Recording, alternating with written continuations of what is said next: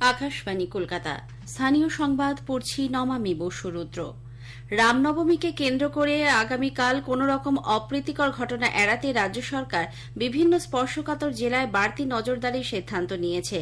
আজ থেকে সোমবার 7 এপ্রিল পর্যন্ত হাওড়া শহর, গ্রামীণ, ব্যারাকপুর, চন্দননগর, মুর্শিদাবাদ, শিলিগুড়ি, মালদা, ইসলামপুর, কোচবিহারের বিভিন্ন জায়গায় 29 জন আইপিএস আধিকারিককে দায়িত্ব দিয়ে রাজ্য পুলিশের তরফে তার তালিকা জেলাগুলিতে পাঠিয়ে দেওয়া হয়েছে।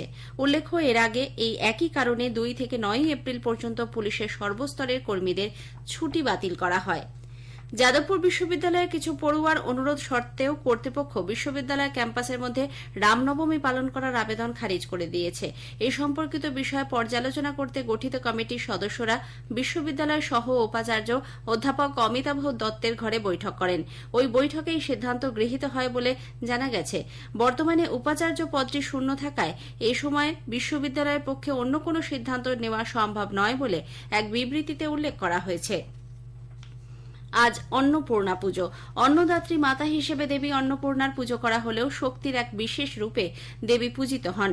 চৈত্র মাসের শুক্লা অষ্টমী তিথিতে এই পুজো অনুষ্ঠিত হয়। এদিকে রাজ্যের বিভিন্ন এলাকায় সাড়ম্বরে অনুষ্ঠিত হচ্ছে বাসন্তী পুজো। নদিয়া কৃষ্ণনগরের রাজবাড়িতে পঙ্খ অলঙ্কৃত বিশাল নাট মন্দিরে অধিবাসের মধ্যে দিয়ে এই পুজোর সূচনা হয়েছে। সাবেকি নানা রীতি মেনে পুজো চলছে। দূর দূরান্ত থেকে বহু মানুষ আসছেন প্রতিমা দর্শনে।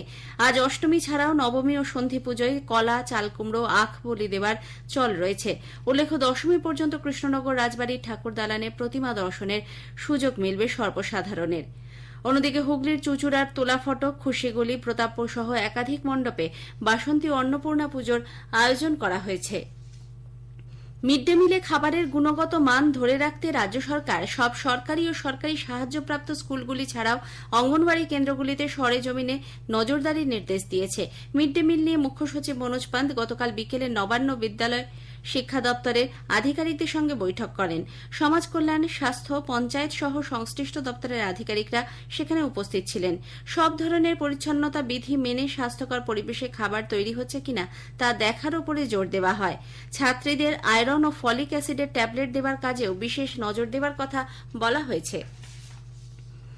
কোচবিহার জেলায় বিজেপি পার্টি অফিসের সামনে গতকাল তৃণমূল কংগ্রেসের সঙ্গে দলীয় কর্মীদের সংঘর্ষের ঘটনায় পুলিশ এক বিজেপি নেতাকে গ্রেপ্তার করেছে।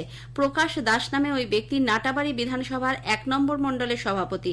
এই ঘটনায় কোতওয়ালি থানায় দুপক্ষই একে অপরের বিরুদ্ধে অভিযোগ দায়ের করে। উল্লেখ্য, ওষুধের দাম বৃদ্ধি নিয়ে শাসক দল এবং প্রায় 26,000 চাকরি বাতিলের প্রতিবাদে বিজেপির একটি মিছিলের পর উভয় পক্ষের কর্মী সমর্থকদের মধ্যে সংঘর্ষ বেঁধে যায়।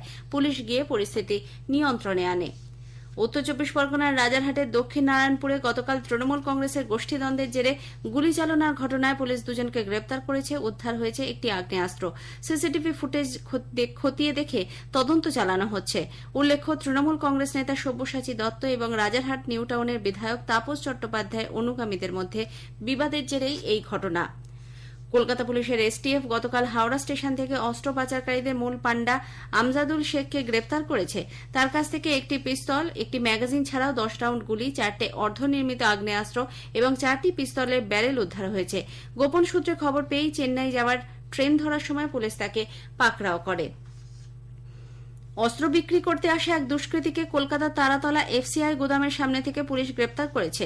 গোপন খবরের ভিত্তিতে গতকাল অভিযান চালিয়ে মোহাম্মদ পারভেজ, রাজু এবং কারওয়া বিরিয়ানি নামে এই 3 জনকে গ্রেপ্তার করে পুলিশ অস্ত্র আইনে মামলা রুজু করে। তল্লাশির সময় একটি দেশি সিঙ্গল শটার বন্দুক ও একটি তাজা কার্তুজ উদ্ধার করা হয়।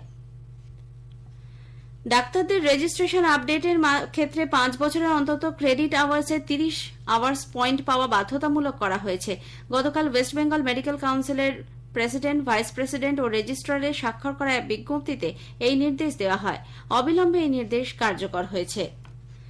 মুরগির মাংসের চাহিদা মেটাতে রাজ্যে অত্যাধুনিক মানের উৎপাদন ও প্রক্রিয়াকরণ কেন্দ্র তৈরি করা হচ্ছে। নেদারল্যান্ডস থেকে আনা যন্ত্রপাতিতে সুসজ্জিত প্রায় 72 কোটি টাকা ব্যয়ে নদিয়ার কল্যাণীতে এই প্রক্রিয়াকরণ কেন্দ্রটি তৈরি করা হচ্ছে বলে রাজ্যের প্রাণী সম্পদ বিকাশ দপ্তর সূত্রে জানা গেছে।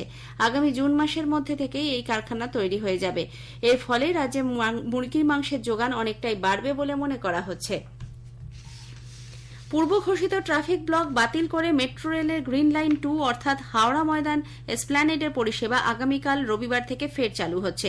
দুটি দিক থেকেই প্রথম মেট্রো পরিষেবা শুরু হবে দুপুর 2:15 শেষ ট্রেন ছাড়বে রাত 9:45।